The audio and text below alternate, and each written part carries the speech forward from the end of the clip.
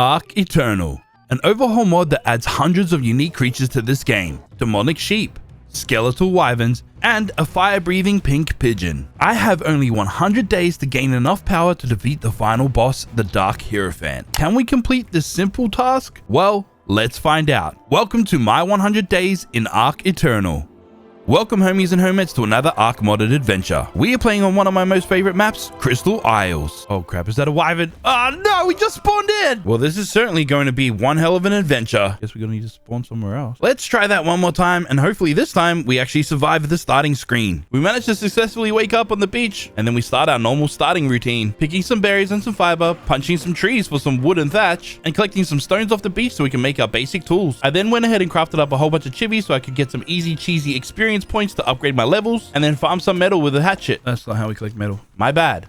Is the sky usually this blue, or is it just Crystal Isles? Whilst running along, I noticed this rather pink parasaur. And all the pink dinos in this game are very good utility dinos that can help you harvest and gather items. So my aim right now is to tame that particular parasaur. And knocking it out could be a lot easier with this particular spear. It's the Eternal Spear that also does torpor damage. So putting this pink parasaur to sleep was rather quick and easy. Once the parasaur had awoken and became our friend, we went ahead and named it. Your name is Justin. Because we got you just in time. That wasn't a good one. That was a bad joke, but whatever. Unfortunately, before I could actually ride Justin, I needed some hide so I could make a saddle for him. Thankfully, this moss chops would willingly sacrifice itself so we could get a saddle. Oh, we're in business now, baby. Why is he so... What? Bro, he's harvesting everything.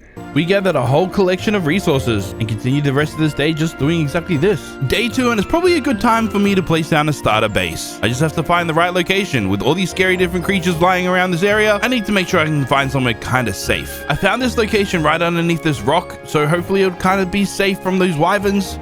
Maybe. This will only be temporary for now. We will definitely move later, but for now we just need the basic tools and stuff so we can set up. I placed down 2 forges and my smithy and this creepy blue statue. This is a corpse recovery thing, so if I die, I can get all of my inventory back. We then had enough metal so I could make myself some metal tools. Of course, I used them to harvest some metal. That's what you do with them. I came across this rather weird jug bug. It was the Eternal Token Jug Bug. It gives me these little tokens, and I'm unsure of exactly what they do for now, but we'll figure it out later. Saw this wyvern and tried to keep my distance away from it. It went about as well as you'd expect. Justin had perished, but we did manage to get our stuff back thanks to the corpse recovery item. Day 3, I went out to try and tame something else. Something maybe like this vulture. It didn't work out like I expected, so I saw this radioactive trike, and I really liked the color red, so I attempted to tame this. Yeah, we've got the radiokinetic down. What's your name gonna be? Alfred. Our new friend here, Alfred, was quite eager to charge. I wanted to make him a saddle before we could ride him, and thanks to our eternal spears, we could knock out some creatures and gather hide quite easily. Yo, is he bugging or what? We needed a good chunk of hide before we could make this saddle. We needed a good chunk of hide before we could make this saddle. But of course, this vulture wasn't too happy that I got its food before it did. Stupid vulture, go to sleep. Actually, you're gonna give me hide as well. Thank you. Because Alfred was bugging out a little bit, I decided to put him away in a soul ball that I'd crafted. Then take him back to base, whip up a saddle, place it on his back, and get to work with my favorite dinosaur in this game. Alfred hits harder than Chris Brown in 2009. Any poor, weak, defenseless creature is now dead. Oh, what's that? Eternal Dota egg. Eternal Dota egg. Yoink. I'll take the free eggs, baby. Guys, this entire video was recorded on a server hosted by today's sponsor, PingPlayers. This server hosting provider is fresh, it is new, and comes with all the new cutting edge technology. How is this different from every other server hosting provider out there? Well, let me tell you. With PingPlayers, you can launch your very own server right now, like this ARK server, in under 60 seconds. Yeah, that quickly. With all the mods, with all the custom settings that you desire, all with the help with this inbuilt AI assistant. Remember when that dreaded Aquatica dropped in ARK and broke every single mod in the game and basically the game itself? Well, I was in the middle of recording this exact video during that whole travesty, and thanks to the team over at PingPlayers, they helped me get this server up and running with all the mods, all the settings, everything fixed in less than 24 hours, so we could get this video out for you guys to enjoy. The team at PingPlayers are extremely helpful and extremely hands-on. The user function is really easy to understand and use, but look, they don't only host ARK servers. There's a plethora of other games that you can choose to make your own servers that you can play with your friends on. And yes, because you are awesome enough to watch this video and watch this whole segment, I'm gonna hook you up. If you use my code AZTEC35 in the checkout, you're gonna get a discount. So make sure you click the link below, Use my code AZTEC35 in the checkout. You will get a discount. Trust me, guys, this was a hard decision to be able to switch over to a brand new server hosting provider, but in the end, I'm very grateful that I did. PingPlayers is new, it's fresh. They're doing all the right things. I'm excited to work with them, hopefully for the long term. Hit my link in the description. Do it. You're not gonna regret it. Thank you, PingPlayers, for sponsoring this video. Day 4 and the start of our journey is going quite well. So now we need to move up into the skies, and this lightning pteranodon should do the job. It is quite the low level, but because it's a lightning tier, it does have a lot of stamina, so that can kind of make up for all the differences. We knocked it out quite easily, fed it the raw meat, and stayed close by so nothing else would kill it while we waited for it to tame up. Once it was tamed, I didn't have everything I needed to be able to make a saddle just yet. I need chitin or keratin. So I put it away in a salt ball and realized we were close to the desert biome. Well, we were kind of in it. And it's out here that we can find some bugs that we can kill to get some chitin. Something like this centipede. Got what we needed, we're gone. The desert was filled with some higher tier dinos, so I didn't want to wait around here too long. Instead, I moved over to a safer location where I could craft this saddle, get my PT out, but before placing the saddle on it, I decided to name it. I named her Vicky after one of my high school crushes because she was kind of crazy, like lightning, I guess. I don't know. It just seemed right. Anyways, we made it up into the skies finally. Now we can explore the entire map of Crystal Isles easily. I hope. We just got to be able to outrun these wyverns. We then saw this pink featherlight. Yes. Its name is Princess Peaches, I guess after the Mario character. It was a high level, and of course, I wanted to tame it. Now, since Vicky is a lightning pteranodon, it also deals torpor damage, and quite a lot. So I could use our attacks to try and knock this thing out. Princess Peaches was setting us alight, but we were also doing a ton of torpor damage. Thankfully, Vicky was quite tanky, and we could handle a ton of the damage. Eventually, Princess Peaches decided to run away, but we managed to knock her out, and she fell into the ocean. I dove down into the depths of the ocean, fed her my meat, and waited for her to tame up. It was taking quite a while, so I went to explore. Day 5, and I returned back to Princess Peaches to check up on her, and she was still asleep in the ocean. I was then reminded in Eternal, flyers can fly in the ocean. It's weird, but also very convenient. I then fed Princess Peaches some prime meat, hoping this would speed up the process of her taming, but her food levels weren't dropping fast enough. I then decided to leave her alone again and come back again later. Instead, I went around this map to just destroy some helpless animals so that I could level up Vicky. A lot of the modded creatures also drop a lot of resources as well. Found myself looking at the map for a little bit too long in the wrong location. What's that? Oh, shoot. Get off my ass, boy. Bro, there's wyverns everywhere. Duck and weave, fly like Maverick. I had managed to escape, but whilst I was flying around, I came across this ledge up on this hill here and thought it might be the perfect place for our forever base. Something different, right? And it's pretty flat. Good view, somewhat central. So I landed on the ground and started harvesting all the resources to clear out some space to put down this base, but also gather the resources so we could actually build it.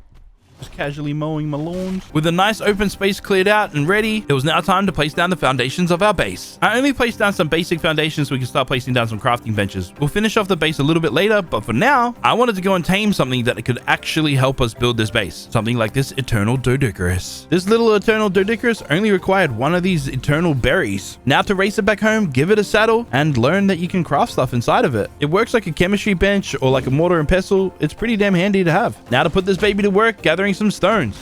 But it doesn't just gather stones, does it? Almost everything. He's a little bit slow, so of course I had to name him Ralph. Yes, after the slow Simpsons character. We gathered a bunch of resources, but I wanted to go and explore. I went down to the Griffin trench. Yes, Crystal Isles has a trench full of griffins, not wyverns. I then saw a robot griffin with 130,000 health points. Then a resurrected griffin with 3.2 million. Then an overspawn of wyverns. That's a lot of wyverns. I knew I was in a very dangerous place. So of course, I had to pick a fight with them. I did have one advantage though. Vicky could put these bad boys to sleep before they could actually attack. This not only gives me a whole bunch of prime, but it also increases our level a lot. I just got to pick the right places in the map to level up my creature. Rip Vicky. Day 7, I made these eternal glider wings, and they are nothing like their vanilla counterpart. Now, from memory, I'm pretty sure these gliders are actually like real good.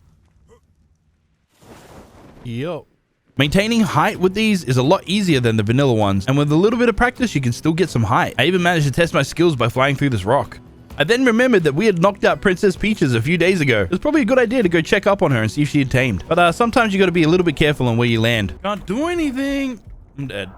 We eventually made it back to Princess Peach's, and once again her food hadn't dropped. Looking through the engram list, I found that there was a taming potion. I also wasn't paying attention to the fact that I need oxygen to survive. That's okay though, because we did get a quick trip back to base where I could make a taming potion. Then with my super zippy gliding suit, I could get back to Princess Peach's, feed her the taming potion and some raw mutton. There we go, taming potion worked fine. And now we have our very own Princess Peach's Tame, a fire-breathing pink featherlight. Cute name, deadly attitude. Except for when I get killed off the back of her. I was concerned that my Princess Peaches might die. We just tamed her, so I raced back over to try and pick her up and try and get her back, and we found that she had already disposed of the enemy. Now our goal was to test out all of Princess Peach's abilities. She took down this blood crystal wyvern with some ease, and with her murderous ambitions, we did get a lot of loot. I even managed to get upgraded tools. Our base was starting to get a little bit cramped with all the dinos and all of our crafting benches. It's time to expand.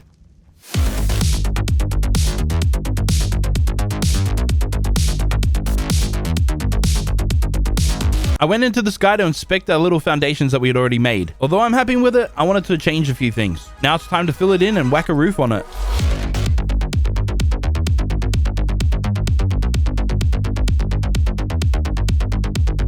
It wasn't until day 10 that we finally finished this build. Then I had to move all the crafting benches around to make them fit nicely. This took us way longer than I expected, but we are finally done. Well, kind of. Because now we need to add other crafting benches to our base, like this fabricator. We need some electricity, so generator's gonna have to go down. Of course, we need to wire it as well. I miss wireless generation. A couple soul terminals to keep our dinos safe, and with all of our basic chores done, it's time to go and play. We went out on the back of Princess Peach's to do some exploring and some pyrotechnics, testing our strength against these Allosauruses. Princess Peach's does a ton of damage, but I accidentally pressed the wrong button, and this robot tier Allosaurus was not having it. I raced on back with my glider suit, hoping that our Princess Peach's was still alive. Once I had arrived, I saw that our Princess Peach's was getting munched on. I tried to whistle it away, but she wanted to fight instead. And I died again. Day 12, and I'm still attempting to get this damn bird back. This time around, I told my bird to kill the robot Allosaurus. Even though I died, hopefully I'll return and the robot's dead. There were a lot of damage numbers happening when I returned, but it didn't seem like we were doing a lot of damage to the robot Allosaurus. Then the damage numbers just disappeared, and Princess Peach's was left alive. You are a legend, Princess Peach's. This had proved to me that Princess Peach's is not a damsel in distress. No, not at all. She is an absolute beast. Whilst in the snow biome, I decided to try and gather some oil. Weirdly enough, these oil nodes were not giving us very much oil. I think it's the tools we're using. Turns out in Eternal, you need to use a hatchet to harvest oil. Now either I'm confused, but I'm pretty sure that's not how you do it. Using our glider to fly back into base can be a little bit tricky. I landed on the roof, but we were able to bring back a ton of loot from all the dinos we killed and the resources we harvest. Next, I crafted this weird silo looking thing. Apparently we can use it to craft some fertilizer, and it'll pick up the poop along the ground around the area. Next, I went out on the hunt to see if I could tame this poison pteranodon. I wasn't sure what was better at knocking creatures out, lightning or poison.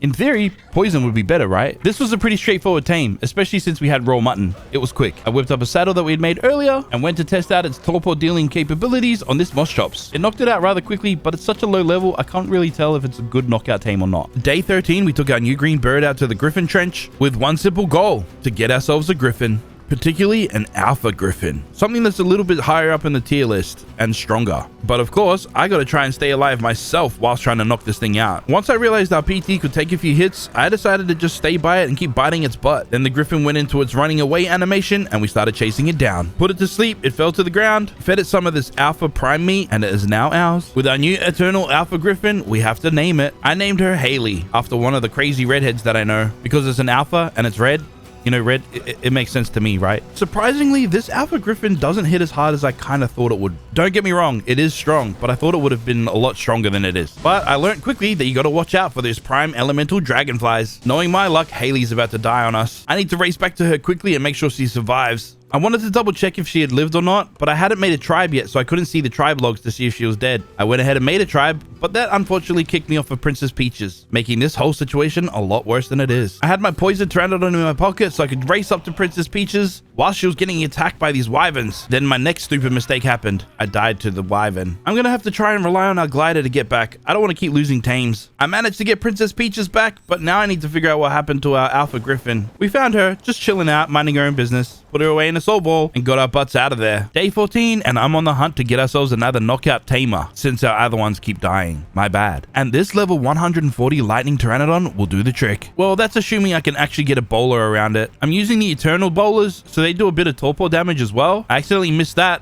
but I hit the wyvern. Thankfully, I just put it to sleep and I didn't have to fight.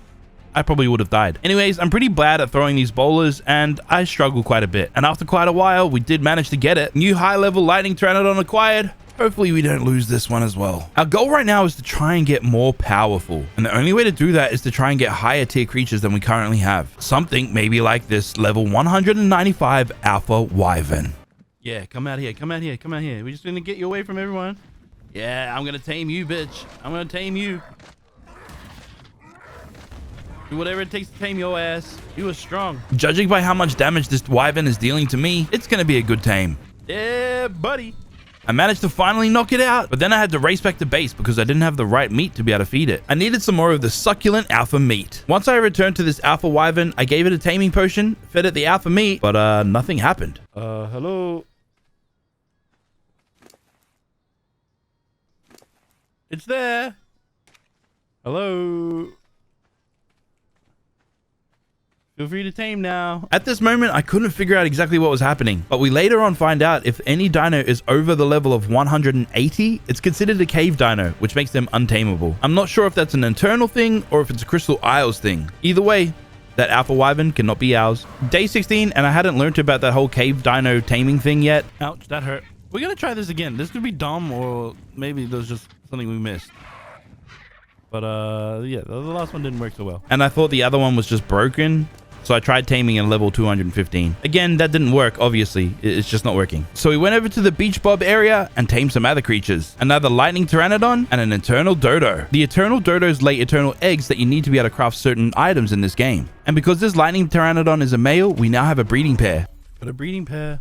It wasn't until day 17 that I could actually tame this eternal dodo. I didn't realize that they were a passive tame. I'm stupid. I get it. Whilst I was flying around, I ran into a creature that would definitely make a great tame. So I got out my brand new lightning pteranodon to try and tame it. What is this mysterious creature? Well, yes, it's this Alpha Giganotosaurus. Now, since this creature can't fly, we have the massive advantage when we try and knock it out. This was easier than the wyverns, to be honest. Now to feed it some alpha meat, and we now have our very own Alpha Giganotosaurus. Before attending to our new Giga, I wanted to start breeding our lightning pteranodons. It's always good to have backups, especially these things. They're very valuable. I obviously had to set up some air conditioners to hatch the eggs when they're finally made, and they started popping out rather quickly. Unfortunately, I wasn't high enough level to be able to unlock the Giga saddle just yet. I'm only level 86. So my next focus was to try and level up. And the best way I know how to level up, and the funnest way to level up, is by fighting and destroying some top tier dinos. Something like a big pool of Spinos. Do you ever have times that you go into a fight so overconfident that you think you're going to defeat absolutely everything? Yeah, well for me, this was one of those times. Armored Spiner. Our girl Haley was definitely dead. Either way, once I respawned, I noticed I had a strange object in my inventory. I could summon my very own little Godzilla thing. Cloud Slayer. Now, I should be going to check to see if Haley was still alive. Like a little freaking Godzilla wannabe. We have a goddamn mini Godzilla.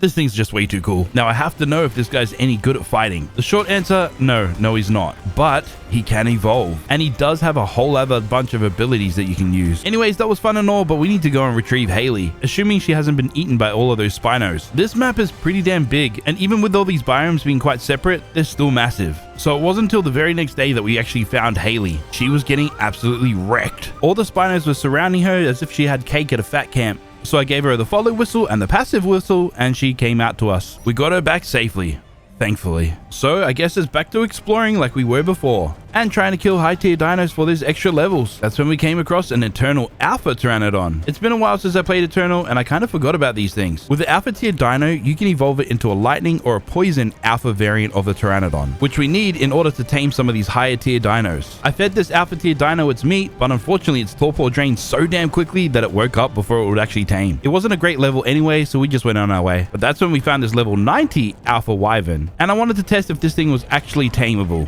since it was under a level 180. It's not a super high level, but it's definitely a decent enough level for us for now, I guess. I fed it the alpha meat, waited quite patiently. Not really, I got impatient and went back to base and made a taming potion. But it worked. We had now tamed our very own Eternal Alpha Wyvern. I named our new Wyvern Lily. I couldn't ride it straight away. I had to come back to base and make an Eternal Wyvern saddle, which, fun fact, you can place this saddle on any rideable creature. Now to see if Lily was a good tame or not. It might be a low level, but it still could be strong. Maybe. It's pretty decent. It can still fly underwater, which... Wait, no, it cannot. But its fire breath attack does a ton of damage. This was a good tame, a great investment, but as luck would have it, we then encountered a level 150. Of course I had to tame this. ARK is a game of opportunity. You have to take the opportunity when you can. Unfortunately, Lily has now become redundant. We won't need her help. Well, we might. This one might die. Well, that's if anything can kill it. We are doing a ton more damage than Lily was. Day 20 with our newfound powerful creature, we went around killing prime level dinos, mainly because they drop prime blood. And in this mod, you need a ton of prime blood just to do various things. Specifically, evolve some of your creatures. Yes, we will be evolving some creatures shortly. After all, this overhaul mod is really about just becoming the most powerful person in the game. Day 21 and we're still collecting some more of this prime blood. When I returned back to base, I noticed I had some Zilla blood in my inventory. And apparently this is what I used to be able to evolve Cloud Slayer. I can evolve this guy? Ooh. I'm gonna have to test him out. Now the question is this evolution much better or not? It is a lot better, but it's not as good as we need it to be. We're just gonna have to evolve it some more, which requires us to try and find out exactly how we got our hands on that Zilla blood to begin with. At this point in time, I had no idea how I got it. I'm just gonna kill things until I get it again, I guess. Later on in the day, I learned that you could evolve Pteranodons by placing either blue gems or green gems inside them. So I tested this out. I quickly learned that you actually have to do it on an alpha Pteranodon, not a lightning Pteranodon. Yeah, that's how it works. So we went on out to try and find one. Looking for an alpha PT. You can evolve it into an electric PT. It wasn't until day 23 that we actually found one. And it turns out that this alpha creature can only be knocked out by our lightning Pteranodon. But once I knocked it out, I was unprepared and its torpor was dropping. I needed to get a taming potion real quick, then knock it out once again. This time I had successfully tamed this alpha Pteranodon. Now all I need to do is place a saddle on its back, feed it the blue gems, ride it and press X, and the evolution begins. I did try and get my saddle back, but I lost it. Now to go out and test out its knockout capabilities. It definitely does a large amount of torpor, and the torpor damage lasts over 10 seconds and gradually grows. But more importantly, only alpha tier dinos can knock out prime level dinos, which is all part of the progression. Although getting my hands on this prime dragon would be pretty good, it had 1 million torpor and it drained rather quickly. It also hit damn hard. I didn't want to lose our brand new alpha PT, so we just left this alone for now. Instead, I tamed something a little bit more within my reach, an eternal alpha dodo. Yeah, dodo riding top. The dodo gang is representing. I came across a level 130 Alpha Pteranodon, so I decided to tame this also. I decided to evolve this Alpha Pteranodon into the Poison variant. Again, I just wanted to see which one was better, Lightning or Poison. I think both of them are pretty much the same, but hey, this Poison Pteranodon managed to knock out this Prime Wyvern, which we managed to successfully tame. I named this Wyvern Jenny, because I had just finished watching one of my favorite movies from my childhood, and once you place a saddle on its back, you can then evolve this even further. Eventually, we can evolve this into a stronger variant that has different abilities. I honestly expected this Prime Wyvern to be a lot stronger than it is. I think it's kind of on par with our Alpha Wyvern. Well, that was until we put some levels into it, and we did significantly more damage. Day 25, and I tamed a dung beetle. Yeah, not the most thrilling thing for the day, but it's important to have, I guess. I did manage to murder a lightning Rex. That was fun, I guess. Oh, and I finally named my tribe. Of course, we went with Dodo Gang after the best merch in the game. Day 26, and I was riding my Giga when we ran into an Indominus gorilla. The Indominus tier is quite high up the list, so I'm surprised we actually won this one. Day 27, and I placed this Eternal Boss Summoner in my base. We're almost at the stage now where we can start summoning some bosses and fighting them. I just needed to check exactly what I needed to be able to do this. And it looks like we're gonna need to get our hands on some artifacts. So with that, we set on out to try and find some easy ones that we can get our hands on. Like this, the Artifact of the Immune is just in this tree log in the Redwoods. The Artifact of the Skylord is just in this waterfall right here. And the Artifact of the Brute is just on one of these floating islands in the swamp area. We placed down a bunch of teleporters so we could come back here at any time. Day 28, with our Alpha Lightning Pteranodon, we knocked out a Prime Pteranodon, leveling up our progression with the next tier of dinos. And very similar to the Alpha dinos, you can evolve the Prime dinos as well. Well, not all of them, but some of them. I've been quite a fan of the lightning variants, so with some blue gems in hand, I evolved this Pteranodon into a Prime Lightning Pteranodon, whom of which I named Frank. Because he's blue, he always looks sad, kind of reminds me of an old workmate I had. Alongside the saddle I placed on it, I found one of these armor stones from killing lots of things. This should add to its defensive capabilities as well, which we're certainly going to need if we want to knock out some of these high tier, super powerful creatures. I didn't hesitate going into a dangerous area though. Straight into the Griffin trench we go. Surprisingly, our Pteranodon hits damn hard. It's supposed to be knocking some of these creatures out, but instead, I think it's killing them. There was nothing really here currently that I needed or wanted, so we just went on our ways. Day 29, and we found this Eternal Token Jug Bug, and it seems like it's tameable. We got Frank out to see if it could knock out these Jug Bugs, hopefully without killing it. It didn't seem to do any torpor damage at all. Since we're riding a Prime Dino, we should be able to knock him out I don't know exactly what's going on. I tried using an internal bowler, but missed all of my shots and eventually just gave up on this little side quest of ours. Day 30, I was flying around minding my own business when I saw some damage numbers in the distance. It looked like one of my subscribers that was currently on our server was fighting a boss, so I went to join in. This ended up being a drastically bad mistake. Oh no, you stupid idiot. Oh, there goes our prime wyvern. Oh, sorry, Jenny. Well, I was still here anyway, so I got my Giga out and decided to jump in the fight again. I don't think I was much of a help, but we still managed to kill it, and I unlocked some engrams. This was Paul and Dina. They have been grinding and much further ahead than I was. These are some of the creatures that they managed to get their hands on. That Dragon Master Rock Drake looked like an absolute beast. I'm gonna have to try and get myself one eventually. But first, we're gonna have to try and retame another prime wyvern. I didn't manage to find a prime wyvern, but we found this level 135 alpha wyvern, which I could eventually evolve into a prime wyvern. I had changed my mind. I found this level 150 robot griffin, and robot tier is pretty damn strong. I just gotta try and knock this thing out without it killing me. There's a little bit of a cheesy method of taming these griffins. All you do is hit it. It aggroes onto you. If you fly out of render, it de-aggroes, which gives you a clean option to be able to come back in, hit it again, and run away. Once the robot griffin's on the run, you don't have to worry about it turning and killing you. Sometimes. And just as simply as that, we now have our very own robot griffin, which I named R278D69. It means something, trust me. Now the question is this creature a good creature to have? And possibly a boss fighting creature. I mean, it does have over 1 million health, so it can sustain a ton of damage. Its damage output is kind of average, not great, but with a bit of patience, we were able to take down a prime wyvern and manage to fight a whole bunch of high tier griffins at the same time. Day 32, and I took a look into this boss summoner and saw that they had an Evo Compy. Now, this is a creature that I can craft and summon that I can eventually evolve into one of the most powerful creatures in this game. Whilst I was here, I figured I'd try and craft one of these Harbinger things. This turned out to be quite the mistake. You see, I thought that this would craft the thing that I could take out into the world and summon it there, but I was wrong. It summons it exactly where the boss summoner is. All I wanted to do was just try and get this thing as far away from my base as possible. Got to the side of the cliff and then just jumped off it and hoped that it would follow me. And it did. I dove down deep, used my teleporter to get away, but yeah, this Kairuku killed me quick. I then went out on my robot griffin just to kill some things. Needed to farm some resources for base. But once I killed this prime lion, another creature spawned in. Not sure if I explained this yet, but Eternal has a mechanic where if you kill a certain creature, it has a chance of spawning in another creature. We managed to summon in this Omni Wrath Evo Raptor. Of course, I had to tame it. I didn't want to risk losing my robot griffin, so I ran up to it with a spear and poked it in the face.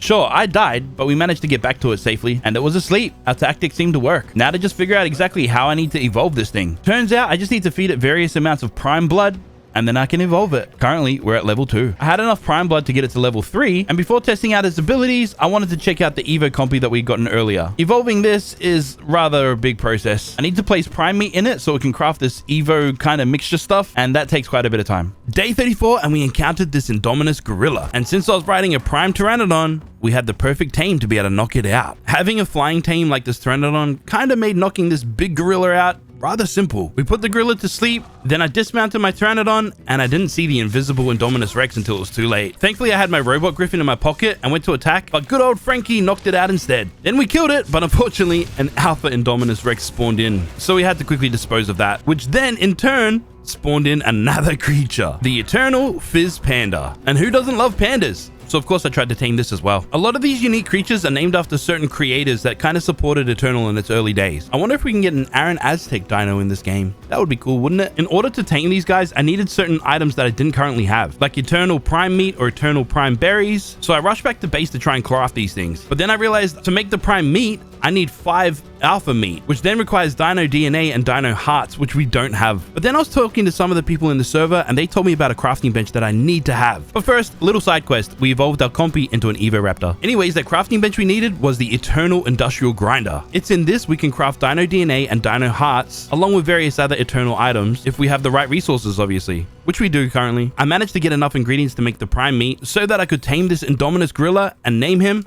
Jamahu. Kind of feels like it fits. No idea what it means though. Fizz Panda woke up again, so we had to knock him out again. And then Polydina came through and was wrecking everything with his wicked Ultima Dragon. Oh my god. Don't kill my panda. Day 35 and we return back to base with our brand new powerful dinos. I discovered that we could evolve Jamahu. Which evolution would we choose? Well, for this one, I chose the fire variant. We now have an unknown fire gorilla. Apparently the fire variant does the most damage, and we want a boss killer. Whilst testing, we definitely discovered this thing hits damn hard. Although a little bit janky with its ground slam attack, it seems to do the job. But most of all, it can survive basically anything with its mass amount of health. I mean, it has 10.3 million health. I now have an unstoppable killer on my team. Finally, at the end of this day, I made this crystal ammo converter. I assume it converts crystals and ammo. I don't really need it, but I just wanted to see what it does. Day 36, I placed down this industrial cooker. Now, typically, you'd think I'd get this to cook some things, right? No, not this time. I need some dyes so I can fix up my scrubby appearance. Gotta get my signature look after all. Well, once it grows back eventually. Next, I went out to the Griffin and Wyvern Trench to go and kill some things. Now, I'm not doing this for fun. I actually want to see if I can spawn in something a little bit stronger than our robot Griffin. But somehow we got grounded out of the skies and things started to turn pretty bad. No, no, no, my freaking...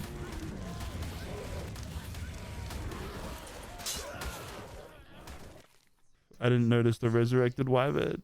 That right there is quite the setback. Our robot Griffin was actually a great tame to have, but we lost it. This might be kind of stupid, but we're back in the Wyvern Trench. I need to tame something strong. There wasn't anything there that was worth taming currently, so we moved on. We just kept searching around this entire map. Day 37, I decided I'm going to take my fire gorilla out for a spin. Again, we're just trying to kill some things so we can get something better to spawn in and tame that. Living out all of my serial killer fantasies all in one. I did learn if you kill an elemental fire golem though, and harvest it with a pickaxe, you get a ton of eternal crystals. Day 38, we tamed another prime wyvern. This time, level 140. This particular prime wyvern, I'm going to evolve into the poison wyvern variant. We now have an unknown poison wyvern, which is the highest tier of the knockout tames you can have. It can knock out everything in the game. So I went out to go test out its capabilities on this prime Giga. There was a ton of other Gigas around, but this one's definitely the most strongest, and I was kind of hoping I could evolve it as well. I managed to get myself a little stuck, and I was worried that my wyvern was about to die. Like the coward that I am, I decided to teleport away. I returned the next day, but this time I managed to keep my distance and try not to get hit. I was hoping I'd knock this thing out a little bit quicker than I am, but it does have 10.5 million torpor, so this is kind of expected. Our wyvern had sustained a little bit of damage just from, you know, some of my mistakes. So I put it away in a soul ball so it could heal up a little bit, and I just waited for a while, let my wyvern rest up a bit. Then we could get back into this fight and knock out this prime Giganotosaurus. I gave it a taming potion, even though I didn't actually have to. It was already starving. Now, since we've been taming a few new creatures, I kind of like keeping them out and about, but there's not a lot of space here in our current base. So I needed to do some slight renovations. I don't really need that long shaft that goes out. I'm pretty happy with this for now. Eventually, we'll put up a force field that will keep them extra safe, but for now, it's time to test this big boy out. I remembered that I could make a wyvern saddle and then that could get placed on anything. But once I placed it on my Giganotosaurus, I realized something. No, there's no evolutions. Oh, no, this was a waste. I was hoping that I could evolve this thing and make it extra strong, but as it is, it's pretty good, I guess. Day 40, I tamed a Prime Rex. It was a level 145, and I was hoping I could evolve this one too. Once it was completely tamed, I put a saddle on its back and realized this one, yet again, could not be evolved. No evolutions as well. I think I'm better off farming these guys for Prime Blood. I was really hoping I could get a Rex evolution. That would have been cool. Day 41, and I'm on the mission to try and get myself a more powerful creature. So with this other Prime Wyvern that I had, I evolved it into an unknown Fire Wyvern. And it's not quite as strong as I had hoped. I mean, don't get me wrong, it is pretty damn strong, but I don't know if it's strong enough to fight any bosses. Its biggest advantage is definitely its health pool. Its biggest disadvantage is the fact that I can get killed off the back of it. The fact that it is a hard-hitting flying dino though, that kind of helps, I guess. Day 42, and we potentially found the perfect tame for us to fight some bosses. Maybe. This level 145 Prime Dragon. I wonder if this has an evolution. Surprisingly, because it only had 1 million torpor, it was quite easy to take down. Managed to tame this Prime Dragon, and immediately I wanted to test this beast out. It's not that great. I was really hoping for it to be significantly better. Also, no, you cannot evolve it. Day 43, and I was chatting to some of the people in the server, and they gave me some good advice. I should go out and try and kill some Prime Megatheriums to try and spawn in a Space Panda. Space Panda is quite a strong tame. So I did exactly that. Just went out and killed every Megatherium I could find. Up until one spawned in. Yes. Finally. Oh my god.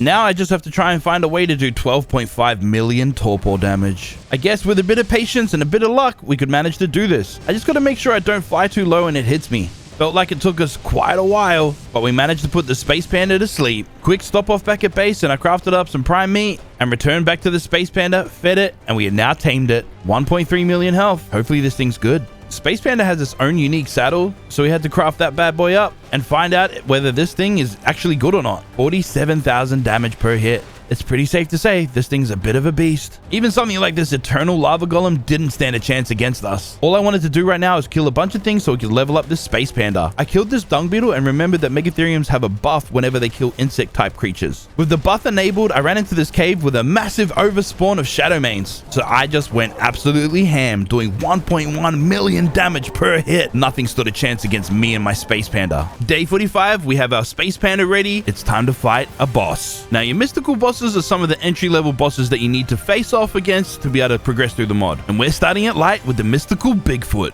Yes, this thing does have 122 million health. Now, the reason I set this boss fighting arena up in the desert was because there's bugs around, and I wanted to go kill a bug first so I could get the bug buff to try and end this boss quickly. Unfortunately, the bug buff doesn't last forever.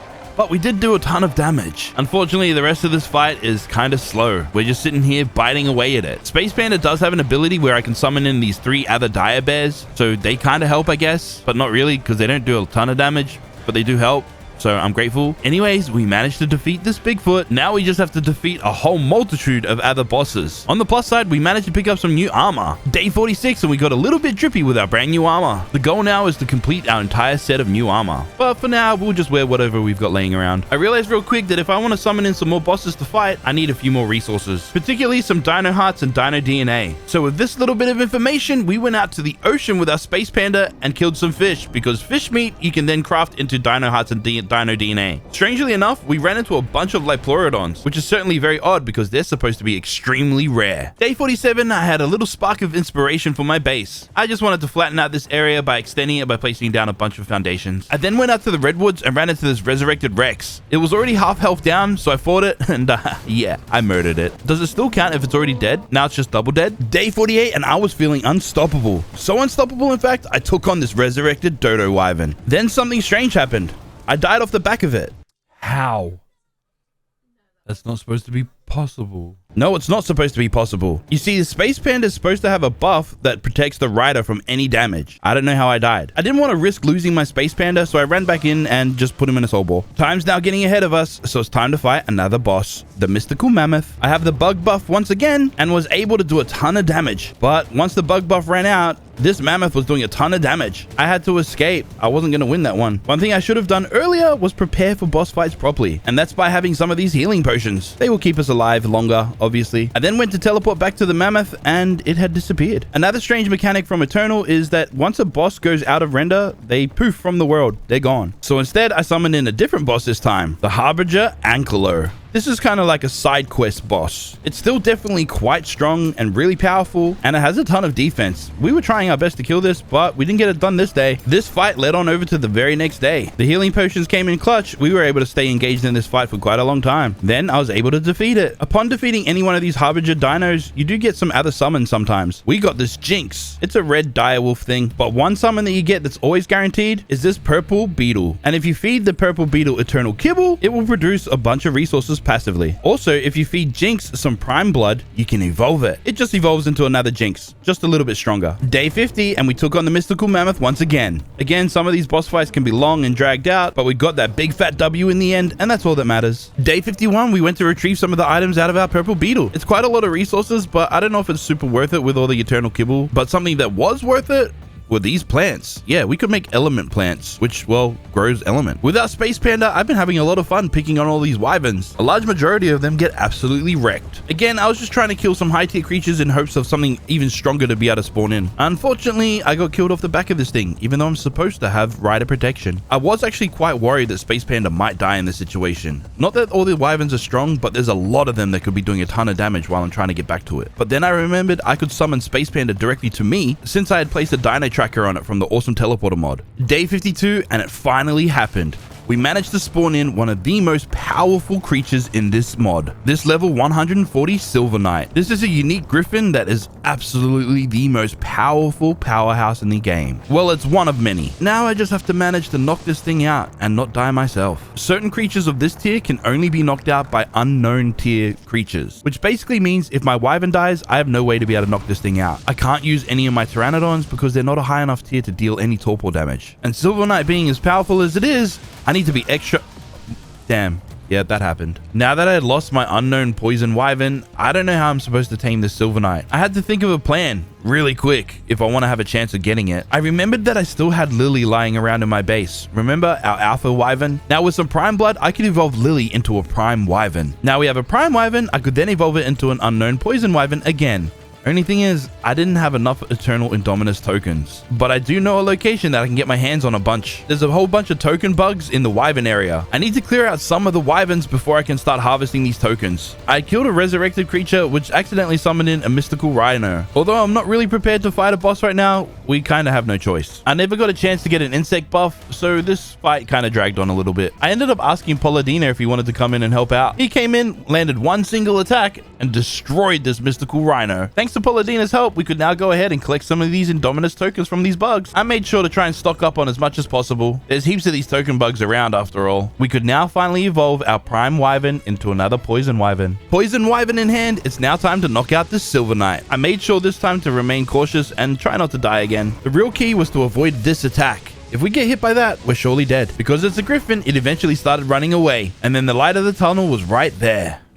We knocked it out, fed it the Eternal Prime Meat, and we now have our very own Silver Knight. Now let me demonstrate how powerful this Silver Knight actually is. This was a poor demonstration. Fire attacks don't work on wyverns, but slapping them in the face surely does. Now, although we just got ourselves a super powerful creature like Silver Knight, I was then told that there's another super powerful creature on the map. We encountered this one a little bit earlier. Wicked Ultima Dragon. Now I just need to knock this thing out without getting hit by one of those big balls of fire. This dragon was a little bit easier to knock out than Silver Knight was, as it had a little bit less torpor. Acquiring it was quite simple, and we quickly learned how strong this thing really was. Something came in to attack us and then it went into fight. I had to chase it down to try and get it back. Here's a quick demonstration of the power of the Wicked Ultima Dragon. Yeah, turning the whole screen yellow means this thing is deadly. This dragon has a multitude of AoE attacks, which is great when we're just roaming around the map just wanting to complete pure murder, but it doesn't have an attack that's great 1v1, which means it's probably not a great boss fighter. That's where we get out Silver Knight. Silver Knight is perfect in 1v1 situations purely because of this one attack. No, not the fire attack. I don't know why I tried that again. The big black fireball attack. If I can manage to land a clean hit on any one of my enemies, especially these bosses, their health drains rapidly. Also, once again, I don't seem to be protected, even though I'm supposed to be. Day 45 begins with us killing some Gigas for some easy levels for our Silver Knight. Then I headed back to base so I could place down some new crafting benches. We had leveled up quite a bit and unlocked a bunch of engrams. We had picked up a whole bunch of loot from killing a bunch of things, so I figured I'd just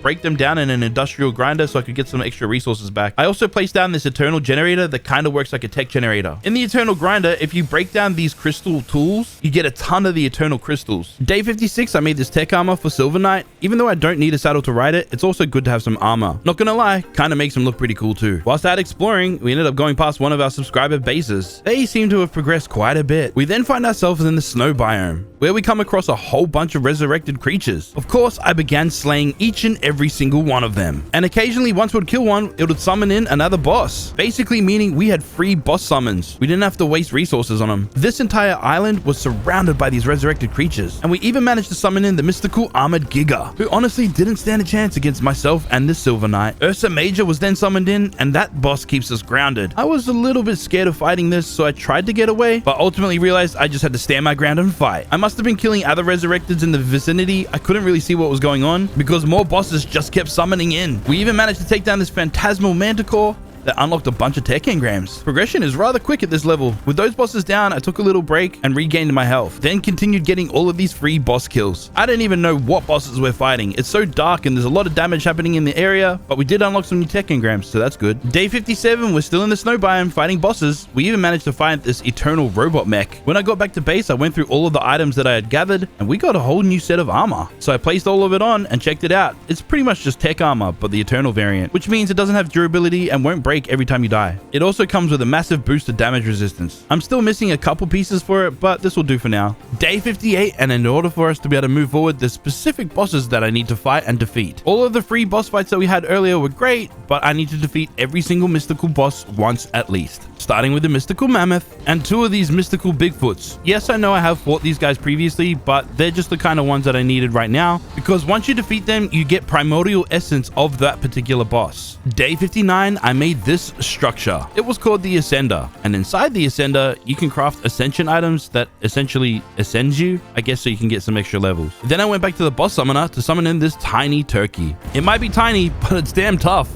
It has massive damage resistance, and with 233 million health, I had a feeling we're gonna be here for quite a while, and I was right. We were here for freaking ages. So I called in one of the homies to come help out. They could do a lot more damage than I could. It was very handy having them here. This fight still led us on to the very next day. Then we finally defeated this turkey. It was called the treasure turkey, so I was expecting a lot of treasures. All I got was 2 primordial boss essences. That kind of wasn't worth it. Day 61, and we're fighting a mystical Giga, but this is the hard mode version. So they have massive damage resistance and a little bit more health. It's not really a tough fight, but it is definitely a long, tedious fight. Very much worth the wait. We got a whole bunch of items that I've never seen before. We even got this creature from fighting the bosses. This is the River Princess, the magical flying pink direwolf. Surprisingly, she's actually quite strong, but also a rather sleepy girl. If you're not really paying attention, progression in this mod can get a little confusing. All I know now is I need to fight bosses, and a lot of them. Again, this area on the map is a great place to do it, for free. We even managed to summon in the Phantasmal Broodmother, which, once defeated, unlocked even more tech engrams. Day 63, I just filtered through all the loot that we had gotten. There's a lot of the same stuff, but there's also some new things that I've never seen before. Since unlocking all the new tech engrams, I had to place down a tech replicator, the S Plus version, so I could also make the S Plus versions of everything else. We're also well over level 100, so I had to go through and unlock all the engrams manually as well. Since we've unlocked tech, we need a ton more metal so we can actually craft some of the items. We have a high tier crystal pickaxe now, so we're gathering a ton of metal.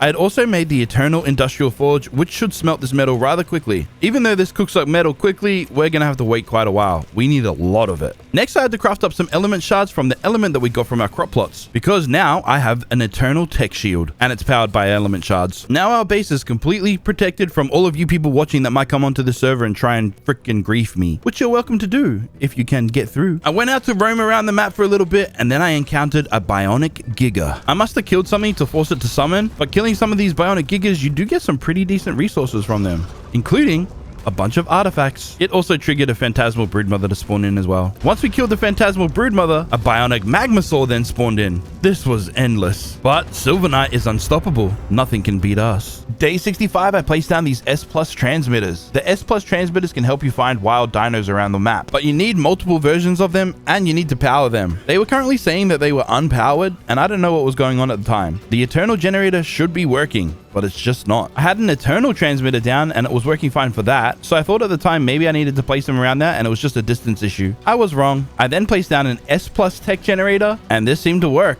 Turns out the Eternal Generator doesn't work for them. It has to be the S Plus Tech Generator. Anyways, I used the Dino Scanner to try and find myself a Prime Therizino. Yes, the Prime Therizino should be right around here somewhere, judging by the Dino Scanner. I couldn't seem to find it at this time, so we just moved on. I went back to base to try and find another location of another one, and this is where we found one in this foresty jungle biome. Level 125. It will do. Now, there was a clear reason on why I was trying to tame this Prime Therizino. You see, Prime Therizinos, you can evolve into different types of Therizinos, and one that's quite unique to only Therizinos, which is this one, the Harvester Therizino. Now, if it wasn't quite obvious, the Harvester Therizino is a gangster at harvesting things. I named this Tickle Chicken Blake, and this is exactly what he produces when we go out and harvest things. It's a lot of stuff. He can also harvest a bunch of minerals from rocks, which includes metal, crystal, stone, all the kind of stuff you need. This should keep us stocked up for quite a while. We had such an excess that I could place down a few little things like this, the ARK Eternal Sign, and further decorate our base by placing these cool ass statues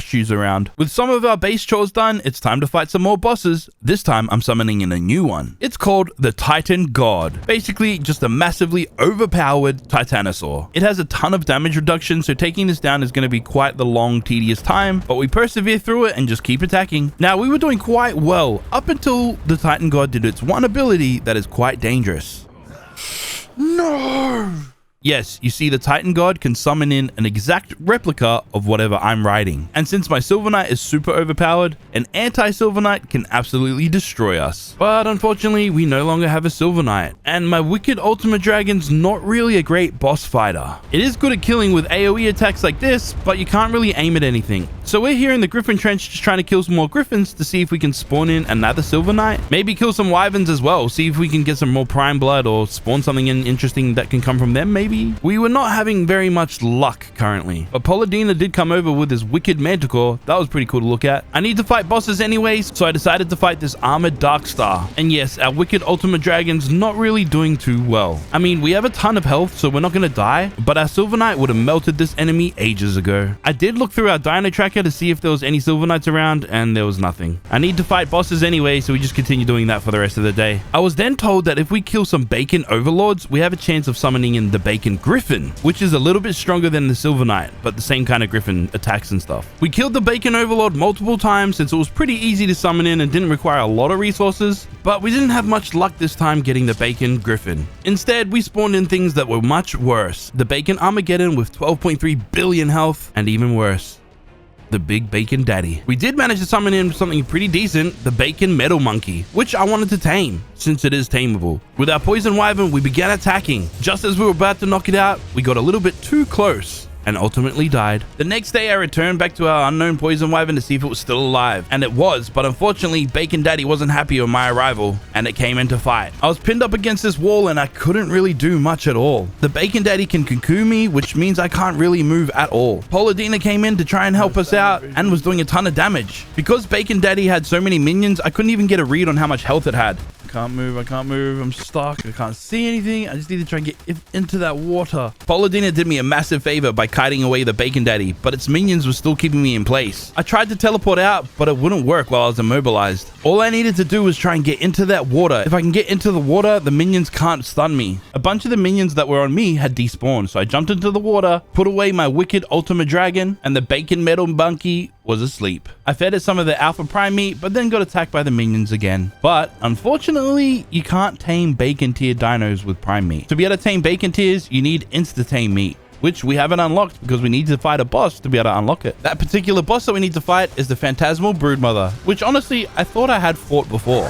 I don't know what happened. Fighting this with my wicked ultimate dragon was a bit of a tedious fight. Paladina was nearby, so he came in to help, and then this made this really quick because he has a bacon griffin. I unlocked the insta-tame meat, went back to base to craft it, fed it to the bacon metal monkey, and we now have this beast of a gorilla. I got a big monkey with really cool armor. And strangely enough, our first fight was another bacon metal monkey. It must have spawned in earlier, I just didn't see it. Our bacon metal monkey hits like a steam truck. And funnily enough, the bacon griffin can pick it up. Yeah, Paladina's playing some games. It's quite funny. On the plus side, I was kind of learning all of this bacon metal monkey's abilities, and it's good to test it against a strong foe just so you can kind of get a feeling of how much damage it really does. It's not quite as good as our Silver Knight was, but it should hold up well in boss fights. I had an idea on how to make our bacon metal monkey a little bit stronger by using the S+ mutator so we can imprint on our monkey. This should add a little bit more melee damage and a little bit more health as well. We're still not done yet. We need to get ourselves another poison wyvern. So we head on out to tame another prime wyvern, then once again evolve it into the unknown poison wyvern. Day 73, I placed down a large eternal tech cloning chamber. Now we shouldn't have to worry about some of our dinos anymore. We can replace them a little easier. I began the process of cloning our bacon metal monkey, but for some reason they're not clonable, and then evolved our Evo Allosaurus into the Evo Rex. Yeah, I know I've kind of missed some of the evolutions, but this is the stage that we're up to now. I was then asked by some of the players on the server to go and assist them in a boss fight. So I did exactly that, came in and assisted. They were fighting this mystical mammoth, and I came in with my wicked ultimate dragon, but I really found that the bacon metal monkey was a lot more effective in some of these fights. If I'm around, I'll always try and help out some of my subscribers. And again, this was only possible to play with other people because of the help of PingPlayers.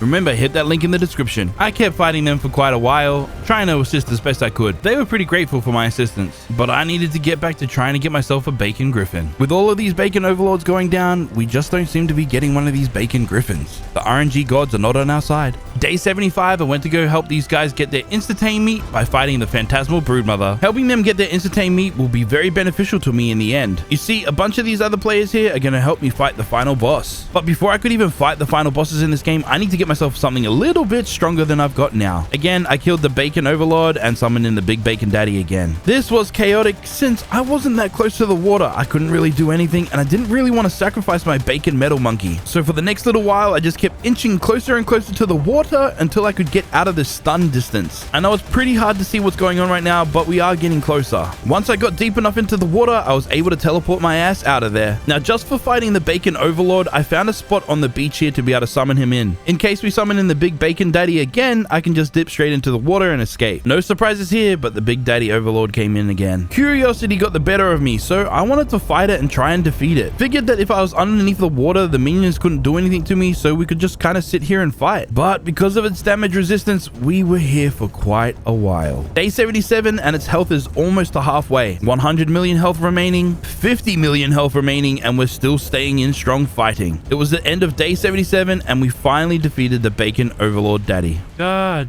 damn it, I learned a baby potion? Day 78, we were fighting this bacon overlord and it finally happened. A tameable bacon overlord griffin had summoned in. Now before I could tame it, I went to go clone our unknown poison wyvern. You know, just in case it dies, which is likely to happen. Once we had successfully cloned our unknown poison wyvern, I gave him an imprint pulse and began attempting to tame this bacon overlord griffin. I was having kind of a difficult time trying to avoid getting hit by this bacon overlord griffin. So I thought maybe I'll try and trap it. Maybe by using these tech gates, a good classic griffin trap. Now the tricky part, I've got to try and kite this griffin into the trap without getting hit one single time. Because yes, it will destroy me out of the sky immediately. Damn it. This plan went just about as well as you would expect. It was really hard to knock this thing out, so I just tried to get it trapped again. This time trying to sacrifice my own self and getting it inside our little griffin trap. Once again, this wasn't very successful at all. Went back to the poison wyvern strategy again and got murked out of the sky. I did see that Eternal did have some interesting traps, so I figured I'd try and test this thing out. Like this one's particularly quite large. Well, that's assuming I could actually get it stuck in there without dying. I wasn't going to give up. I got it aggroed and then I tried clicking. I have no idea if I got it stuck or not. I jetted all the way back to the trap, but we didn't successfully get it in. I wanted to try it again. This time it worked, but I was stuck inside with it. It was now stuck. Now I needed to knock it out. Unfortunately, my attacks wouldn't penetrate this trap. It was pretty useless, to be honest. I ended up having to remove this trap. It is what it is. I really wish I could attack through this. It would have been very useful. Now to just knock this thing out the old-fashioned way. We tried, guys. We really tried different methods to be able to trap it. It doesn't matter. This just takes a little bit longer than I had hoped, but we managed to knock this thing out anyway. I fed this bacon overlord griffin the instant meat that it requires, and then went ahead and named it About Damn Time. Because man, this took ages to get. And oh lord, is this thing a goddamn powerhouse. Oh yeah, now we're in business, baby. Now we need to make sure that this thing is leveled up and ready to fight some bosses. I have a few XP potions, so I'm just going to use that for now. And of course, I can't forget to imprint it. It's way too valuable for us to lose, so cloning it was top of my priority list. I ain't doing nothing without cloning this boy. Day 82, I slapped on a saddle and some armor and took our griffin out to the snow biomes for some easy, free boss kills. Day 83, we faced off against another Titan God. Come on, Titan God. Do not summon your little freaking copycat minions, because they hurt a lot. All right, we got it in the perfect spot. No summoning minions. Hey, we did it. After killing the Titan God, we got another one of these creature summons. What is this? Owl. Ooh. Surprisingly, it's actually pretty strong for what it is, but it is kind of useless to us right now since we have the bacon griffin. The next boss we're fighting was a boss that we've not fought yet. Yes, this fluffy Giga is called Terra Nova. Oh, this is gonna be fun. It summons in a bunch of minions, but honestly, I expected it to be a lot stronger than it was. Stupid thing's got minions. As long as it doesn't ground me, this should be okay. I really thought you were going to be a Reaper. Oh, now I'm stuck inside you. Not actually great for you. We killed it, but the rewards were kind of underwhelming. We got an Eternal Resurrection Stone. Transfer to the creature's inventory, ride it, hit X, and after that creature we resurrected from death. Day 84, we fought this grotesque looking worm thing called the Graboid. Well, thanks for your kind donation, sir. That's a lot of Eternal Prime. Day 85, we evolved our Evo Giga into the Evo Indominus Rex. I know I haven't really been keeping up track on like what evolutions we're up to, but hey, this is what we're up to now. Also, we evolved our Evo Microraptor into the Evo Arche. Arche? I don't know how to say that. I now needed some Prime Blood, so I went out to go and get some. But then I ran into a big pile of this. What in the Lord? What is happening here? They're just like spawning and spawning on each other. A whole bunch of unique and random creatures just spawned in. I'm getting in on this.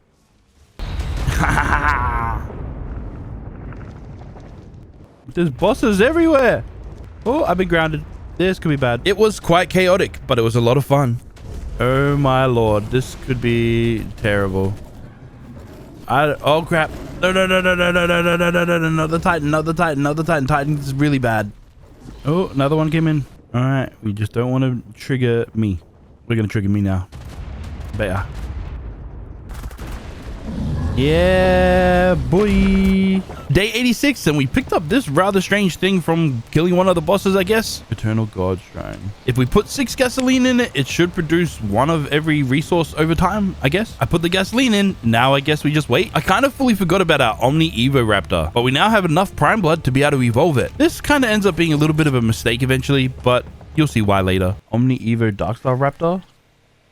Like, is very strong or no? Because I feel like he's maybe not super strong. I was kind of hoping that the Darkstar Raptor would be a little bit more useful than it is. It's just not. I check up on our Evo and Dominus Rex, and I think we're quite a ways away from being able to evolve this once more. Day 87, and I'm ticking some more of these boss fights off of the list. Starting with the Bionic Giga, the boss version. I want to try and defeat every boss, even though right now I'm a little bit lost on what I have fought and what I haven't fought because of all the free bosses in the snow biome, but I'm pretty sure I've not fought any of these hard mode bosses yet, including this Ursa Major. Day 88, I was back in the snow biome and I bumped into another Ursa Major, hard mode again. Surprising how things work out. But once I killed this, a god mode Kraken summoned in. And I haven't seen this on the list of bosses, so I figured this is my only chance to try and fight and defeat this. It was surely damn tough. It had a high defense rating and a ton of health. We were chipping away at its health, but then a Bionic Magmasaur joined the party. I wasn't too worried about the Bionic Magmasaur until this happened. No. Not out of render. Not out of render. Yes, it yeeted me too far away that the God Kraken had despawned. You did. You pushed me out of render. This mechanic is quite annoying, so I took out my frustration on this Bionic Magmasaur. I have no idea what gave me this, but we got a Firecracker Velo. It's pretty damn cool, not gonna lie. And we also got our hands on the Infernal Astrosceus, or the big space whale. Day 89, and we need to start preparing for the final boss fights. And this is where I realized I made a mistake by evolving that Evo Raptor earlier. You see, to fight the final bosses, we need a lot of Prime Blood. Over 150 of it. So we spent this entire day farming Prime Blood. Day 90, we now have all the Prime Blood that we need. We just need some of these summoning regions and we're ready to fight these final bosses. And when I say we, yes, I'm doing this with all the people playing on the server right now. I quite enjoy playing games with other people and want to get the community involved. So I invited everybody else to come and help me fight these bosses. Playing on a server with friends can be quite fun. The boys then told me that I should probably get my hands on some of these health injectors. They're going to help out a lot in these fights. Paladino brought over a whole bunch of his evolved Darkstars and a bunch of cloned Bacon Griffins. With our little army ready to fight, I summoned in the very first boss. It didn't summon in quite quickly, so I thought it wasn't working. I got off my mount, jumped down on the ground, and it appeared right in front of me. Oh shit! I luckily was able to mount my Griffin, get back into this fight, and then this happened. Oh my god, the numbers. Turn off the HUD, turn off the HUD. Okay. Oh! The battle was so damn intense, we crashed the entire server. Day 91, we managed to get back in, but the boss had despawned. Okay, yeah, no, that Griffin is not supposed to be like... That Griffin's mangled, bro. What's wrong with the Griffin? Just wait till you get in, bro. Just in case that was just a freak accident, we tried this once again. Attack my boys. Okay, HUD is immediately going off. Holy. Okay, I am backing up real quick. I just gotta get it out.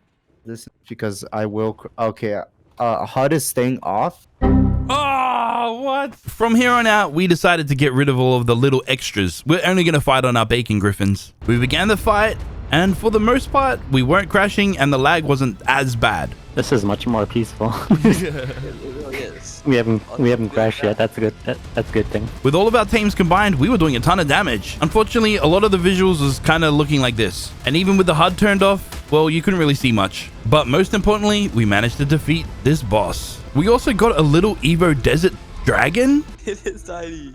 It's a shoulder mount.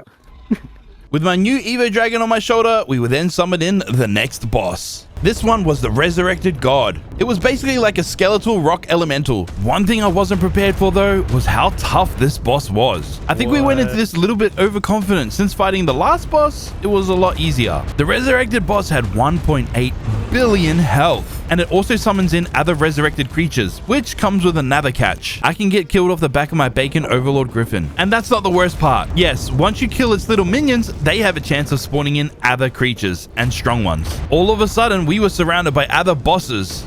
A ton of them. Mystical wyverns, mystical mammoths, the Titan God. It was getting out of hand quickly. I had to turn off the HUD just so I could see what was going on. I tried to keep my focus on the resurrected God, but it was hard to see how much damage I had already sustained, especially with so much happening in the area. And then all of a sudden, the worst possible circumstance happened. Is that Bacon Daddy? Oh, Bacon Daddy just spawned. Oh, bro. He's heading this way. Now our next goal was to just try and get these bosses and this Bacon Daddy, everything into the water. Taking him to the water, which we managed to do successfully, but we were all spread out and we couldn't really see where each other were. As you can see by the screen currently, things were quite chaotic. I got stuck against this wall fighting this one Bacon Overlord Daddy. Couldn't really move until I got free, and then I had to fight this Titan God. We focused a lot of attention on the Bacon Overlord Daddy, but we don't actually know what happened to the resurrected God. I think one of the other guys had defeated it. I just missed it. It was a team effort, so I'm going to consider that boss fight a win. But now we need to spawn in the next boss. And this one I fought previously, and I know how tough it can be. This is the Dark Hierophant. Now I decided to fight it in a closed arena because it does have an ability that will knock you far away. The Dark Hierophant came with 1.6 billion health, and it already has damage resistance. But once you add on the fact that it's a Dodo Reaper, this makes this fight significantly harder. We are doing a tiny bit of damage compared to what kind of health it has. It also spawned in a ton of minions and things were getting really hectic. I even got knocked out of our little arena that we built. It then followed me out, so we switched up our strategy. We're going to lead it to the water to try and stop it from spawning in some of its minions. Our team fought fast and hard. We were doing tons of damage, and we managed to get it into the water. And this is where things really started to slow down. In case you missed it, we're actually at day 96, and we're still fighting this guy. And it seems like we've done barely any damage. 200 million damage is quite a lot, but I don't think we're actually going to make it through this. We will persevere, though, and try our best, even though this does look hopeless. You see, all of these bosses are on a time limit. If you don't defeat them in their time, you fail, which we had done. Unfortunately, the thing despawned before we could actually try and defeat it. This was a failed mission, but I had a lot of fun. ARK Eternal's great, and I do enjoy playing with some of the community. So hey, if you want to join us on any one of these servers, make sure to join our Discord, hit that like button, and subscribe. I want to give a massive shout out to all of my Patreons, Twitch subscribers, and YouTube members. Until next time, peace.